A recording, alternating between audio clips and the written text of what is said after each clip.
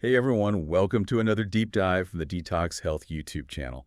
I'm Brian, Hi, everyone. and I am so excited to be joined today by Chelsea, a fantastic nutrition expert. Thanks for having me. Of course. Of course. If you are new to Detox Health YouTube channel and want to stay up to date with all the best health and wellness information, this is the place to be. So hit that subscribe button Yeah, and share this deep dive with friends and family because it really does help the channel grow. absolutely. Um, so so lately, Chelsea, I've been kind of daydreaming about a holiday, and I don't know why, but I've had this like vision of the Mediterranean in my head. Oh, nice. Like, olive groves and like the azure blue seas and all that. Seems lovely. It really does sound lovely. And it got me thinking about, the Mediterranean lifestyle, the food and all that. Yeah, So today we are diving deep into the Mediterranean diet. I love it. We have some great information from WebMD and Medical News Today, and also a very insightful perspective from the British Dietetic Association, or the BDA. Right. So today we're going to uncover like the core principles of this way of eating, the health benefits, the practical aspects of it, what it actually looks like on your plate. Yeah, And importantly, we'll explore different viewpoints on how it all fits into this bigger idea of healthy eating. I think that's really important. Absolutely. I think so too. Yeah. So Chelsea, let's start with the basics. What exactly is the Mediterranean diet and what makes it stand out? Okay, well, it's actually more of a style of eating rather than like a strict diet. Ah, okay. It's based on the traditional food habits of people living in the countries around the Mediterranean Sea. Gotcha. And Medical News Today mentions Greece, Italy, and Spain, and the BDA specifically highlights those countries as well. Okay. But even within those countries, there are regional variations. I see. So it's really more of a collection of similar dietary patterns rather than a rigid set of rules. Interesting. So it's adaptable. Absolutely. And one thing that really sets it apart is its focus on fruits, vegetables, legumes like lentils and chickpeas, Mm-hmm. and whole grains such as farro and bulgur. Right.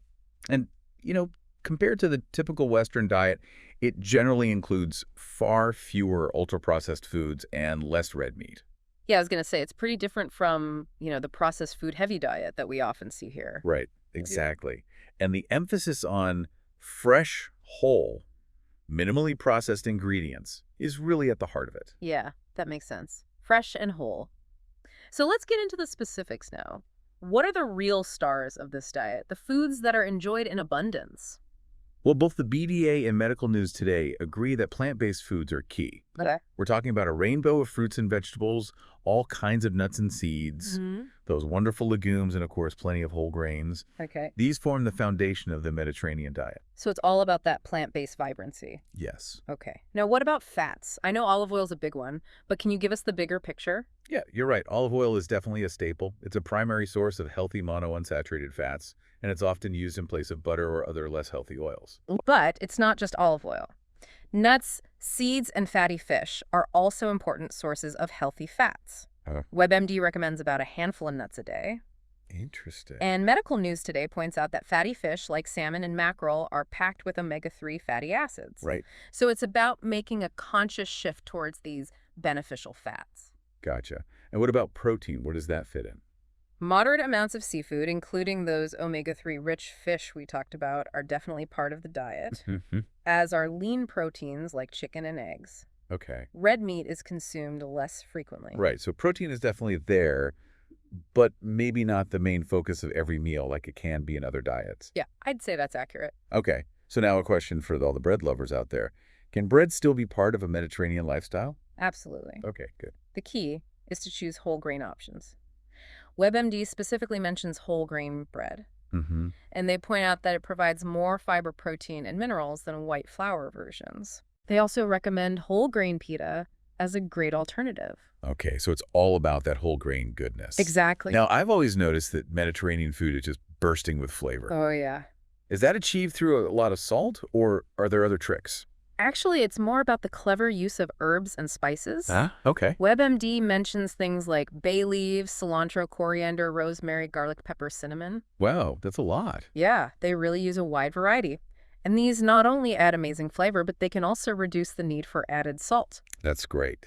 And what's even more interesting is that some of these herbs and spices, like coriander and rosemary, have antioxidant properties. Oh, wow. So it's like a double win? Yeah. delicious and good for you. Exactly. Now, what about dairy and maybe the occasional glass of wine? Moderate amounts of low-fat dairy, like yogurt and cheese, are generally included. Okay. And yeah, the topic of red wine always comes up. Right. WebMD suggests that for some individuals, moderate consumption might be associated with heart health benefits.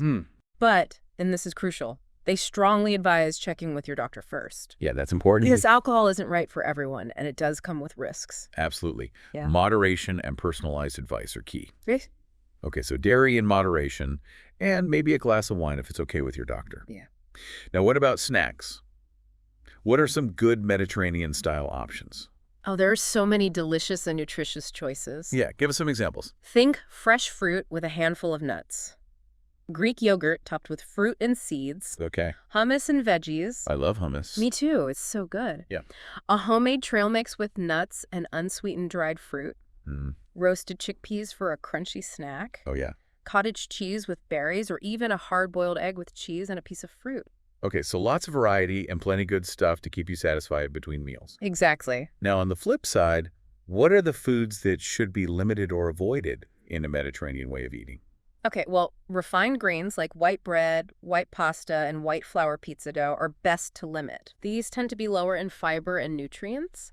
Trans fats, which you often find in some margarines and processed foods, should be avoided. Right. Same goes for foods with added sugars like pastries, sodas, and candies. Yeah, that makes sense. Those are the usual suspects when it comes to less healthy choices. Right. They provide empty calories and can spike your blood sugar. And what about things like processed meats? Yeah, Medical News Today also recommends cutting back on deli meats, hot dogs, and other processed meats. Yeah. They're often high in sodium and unhealthy fats. Gotcha. And ultra-processed foods like fast food should be minimized. Right. So basically the takeaway is to focus on whole, less processed options and be mindful of added sugars and unhealthy fats. Yes, exactly. Okay. Now let's talk about the health benefits. This is what everyone wants to know. What are some of the key advantages of the Mediterranean diet? Well, heart health is a big one. Okay. WebMD explains that the abundance of fruits, vegetables, and legumes can help lower LDL cholesterol. The bad cholesterol. Exactly. The one that can clog your arteries. Right. The healthy fats from fish can help lower triglycerides and blood pressure. I see. And as we discussed earlier, moderate wine consumption might benefit some people, but again, talk to your doctor. Absolutely. Medical News Today even cites studies showing that the Mediterranean diet can reduce the risk of heart attacks and strokes by about 30%. Wow, that's significant. It is. And there's also evidence suggesting it's good for brain health. Oh, yeah, I've heard about that.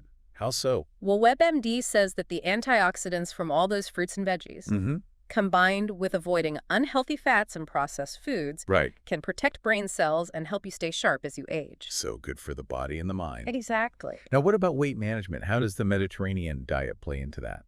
Well, it can be a really helpful approach Okay. because it focuses on nutrient-rich foods that digest slowly.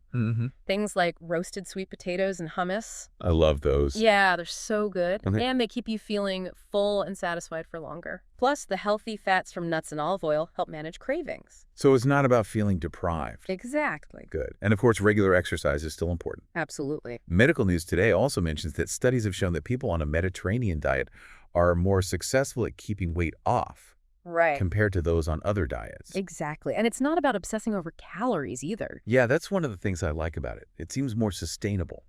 Right. WebMD emphasizes that it's more about making smart food choices. Yeah, swapping out bad fats for good ones, choosing fresh whole foods over processed ones. Exactly. It's a lifestyle, not a strict regimen. Are there any other notable health benefits? Oh, yeah. Medical News Today mentions a couple more. Okay. Some research suggests that it might improve sleep quality, especially in older adults. Interesting. And it may also have anti-inflammatory effects Yeah. compared to Western diets that are high in processed foods and unhealthy fats. So potentially good for sleep and reducing inflammation too. Yes. Wow, that's pretty impressive. Yeah. So far, we've heard a lot about the Mediterranean diet itself, but the BDA brought some really important, broader perspectives to the table. Yes, definitely. Can you tell us more about their viewpoint? Sure. The BDA acknowledges that the Mediterranean diet is a healthy and beneficial way of eating, but they also emphasize that it's not the only way to be healthy. I see. They make a great point that no single traditional diet is inherently superior to others. That's true. They highlight that many traditional diets around the world, like African, Arabic, Asian, and Caribbean diets, often share similar principles, Like what? like emphasizing whole plant-based foods and limiting processed foods. So healthy eating is a global concept, It's not limited to one specific region. right. And the BDA cautions against promoting the Mediterranean diet as a one-size-fits-all solution. Mm-hmm. They say that this can neglect valuable food-based dietary guidelines that are tailored to different countries. That makes sense. Different cultures have different food traditions and different access to ingredients. Absolutely. And they also highlight the importance of individual needs. Right. Things like taste preferences, cultural background, dietary restrictions, access to foods, even socioeconomic factors all play a role. So it's really about personalizing your approach to healthy eating, Yes, not just following a rigid set of rules. exactly. The BDA's perspective is about empowering people to make healthy choices, using foods they enjoy and that fit their lives. I like that. So instead of focusing on one specific cuisine, what are some general principles of healthy eating that we can all take away? Well, the BDA recommends prioritizing plant-based foods like fruits, vegetables, beans, lentils, chickpeas, Okay. building your meals around starchy foods and choosing whole grain options whenever possible, reducing red meat, incorporating more plant-based protein, Right. including fish, particularly oily fish, once or twice a week, Gotcha. using healthy oils in moderation, Okay. and limiting foods high in saturated fat, salt, and added sugars. So it's about finding a balance that works for you. Now, for our listeners who are eager to put this into practice, what are some actionable tips they can start incorporating? Well, as we've discussed, try to include more fruits and vegetables in your meals and snacks. Make olive oil your go-to oil for cooking and salads. Right. Explore different whole grains. Swap out white rice for brown rice. White bread for whole wheat bread. I can do that. Add more legumes to your dishes. Aim for fish a couple times a week. Right. Experiment with herbs and spices to add flavor. Mm-hmm. Enjoy nuts in moderation. All right. And be mindful of limiting processed foods, sugary drinks, and too much red meat. So it's about making gradual, sustainable changes. Exactly. And remember, healthy eating is a journey, not a destination. I love that. It's about finding a pattern of eating that you enjoy and that supports your well-being. Chelsea, this has been a really insightful deep dive. I agree. I feel like I have a much better understanding of the Mediterranean diet and its principles, I'm glad to hear that. and I especially appreciate those broader perspectives from the BDA. Yes, it's important to consider the bigger picture. Absolutely. Okay. So for our listeners, as you think about all this, here's a final thought. Okay. Given what we've learned about the common threads of healthy eating across many cultures, what small, sustainable change can you make today I love that question. to move towards a more nourishing way of eating, regardless of what you call it? That's a great takeaway. Just something to ponder. Yeah. And if you enjoyed this deep dive and want to hear more like it, please subscribe to the Detox Health YouTube channel. Yes, definitely. Thanks for joining us. Thanks, everyone. Bye.